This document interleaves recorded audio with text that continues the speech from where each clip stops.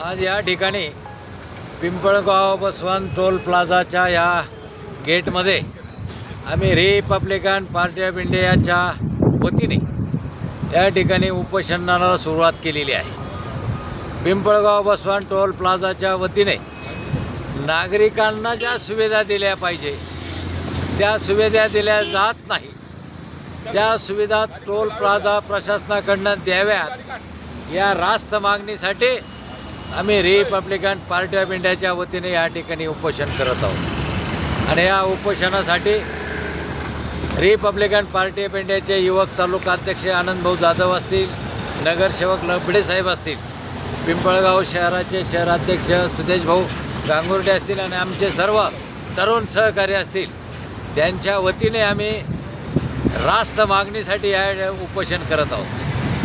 प्रशासनाला Republican party of इंडियाच्या वतीने मी ठणकावून सांगतो, आमच्या ज्या मागण्या आहे त्या जनतेसाठी मागणी आहे, जनतेच्या हितासाठी मागणी आहे। प्रशासनाने ज्या ज्या सुविधा दिल्या पाहिजे त्या सुविधा दिल्या जात नाही, म्हणून त्या मागण्यासाठी आम्ही या ठिकाणी उपोषण करत आहोत। आणि त्या मागण्या आमच्या जर वेळेत पूर्ण झाल्या नाही तर आम्ही याच्या पलीकडे सनदशीर मार्गाने, कायदेशीर मार्गाने हे आंदोलन अजून तीव्र करून रस्ता रोको केल्याशिवाय राहणार नाही, असा इशारा मी या ठिकाणी प्रशासनाला देतो।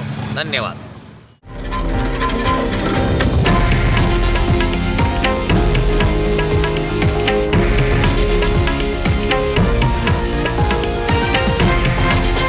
हे आहे देशातील नंबर 1 न्यूज नेटवर्क आणि आपण पाहत आहात TV9 मराठी, एकमेव।